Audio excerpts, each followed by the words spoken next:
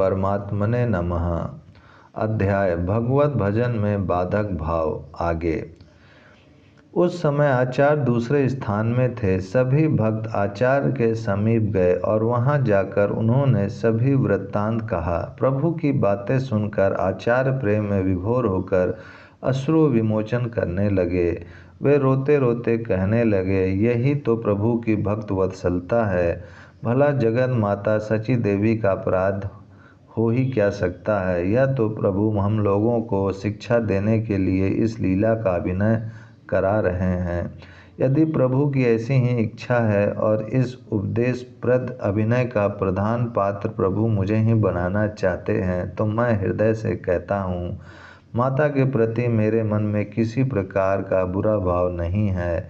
यदि आप मुझे प्रभु की आज्ञा से क्षमा कर दें, ऐसा कहने के लिए ही विवश करते हैं, तो मैं कह देता हूँ, वैसे तो माता ने मेरा कोई अपराध किया ही नहीं है।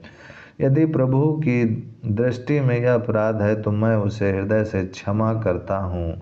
रही चरण धूलि की बात, तो सची माता तो जगत द्वंद है। उनकी चरण धूलि ही भक्तों के शरीर का अंगराग है। भला माता को मैं अपने पैर कैसे छुआ सकता हूँ। इस प्रकार भक्तों में झगड़ा हो ही रहा था कि इतने में ही सची देवी भी वहाँ आ पहुँची और उन्होंने जल्दी से दैत्याचार्य की चरण धूलि अपने मस्तक पर चढ़ा ली। इस बात से भक्तों की प्रसन्नता का ठिकाना न रहा। वे आनंद के साथ नृत्य करने लगे। भक्तों में एक दूसरे के प्रति जो कुछ थोड़ा बहुत मनोमालिन्य था, वह इस घटना से एकदम समूल नष्ट हो गया और भक्त परस्पर एक दूसरे को प्रेम से गले लगा लगा कर आलिंगन करने लगे। इसी प्रकार नवद्वीप में एक देवानंद पंडित थे। वे वैसे तो बड़े भारे पंडित थे। शास्त्रों का ज्ञान उन्हें यथावत था। श्रीमद् भागवत के पढ़ाने के लिए दूर दूर तक इनकी ख्याति थी। बहुत दूर दूर से विद्यार्थी इनके पास श्रीमद् भागवत और गीता पढ़ने के लिए आते थे। वे स्वभाव के बुरे नहीं थे, संसारी सुखों से उदासीन और विरक्त थे, किंतु अभी तक इनके हृदय में प्रेम का अंकुर उदित नहीं था। हृदय में प्रेम का बीज तो पड़ा हुआ था, किंतु श्रद्धा और साधु कृपा रूपी जल के बिना क्षेत्र शुष्क ही पड़ा था। सूखे खेत में बीज अंकुरित कैसे हो सकता है, जब तक कि वह सुंदर बारिश सींचा ना जाए। दयाद्र हृदय गौरांग ने एक दिन नगर भ्रमण करते समय उनके ऊपर भी कृपा की।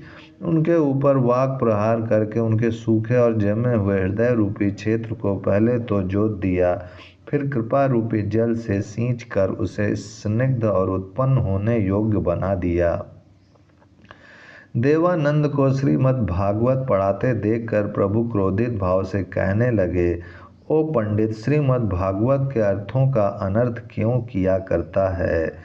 तू भागवत के अर्थों को क्या जाने। श्रीमद् भागवत तो साक्षात श्री कृष्ण का विग्रह ही है। जिनके हृदय में प्रेम नहीं, भक्ति नहीं, साधु महात्मा और ब्राह्मण वैष्णव के प्रति श्रद्धा नहीं, वह श्रीमद् भागवत की पुस्तकें छूने का अधिकारी ही नहीं। भागवत गंगा जी, तुलसी जी और भगवत भक्त ये भगवान के ही रूप हैं, जो सुसुख हृदय के हैं। जिनके अंतःकरण में भक्ति नहीं, वे इनके द्वारा क्या लाभ उठा सकते हैं।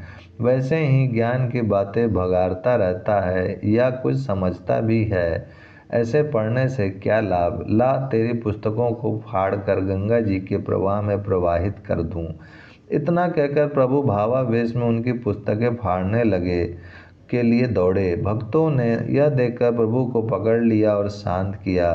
प्रभु को भावावेश में देखकर भक्त उन्हें आगे ले गए। लौटते हुए प्रभु फिर देवानंद के स्थान पर आए। उस समय प्रभु भावावेश में नहीं थे। उन्होंने देवानंद जी को वह बात याद दिलाई जब वे एक बार श्रीमद् भागवत का पाठ पढ़ा रहे थे और श्रीवास पंडित भी पाठ सुनने आए थे। जिस श्रीमद् भागवत के अक्षर अक्षर में ठूस ठूस कर प्रेम रस भरा हुआ है, ऐसी भागवत का जब श्रीवास जी ने पाठ सुना तो वे प्रेम में बेहोश होकर मूर्छित हो गए।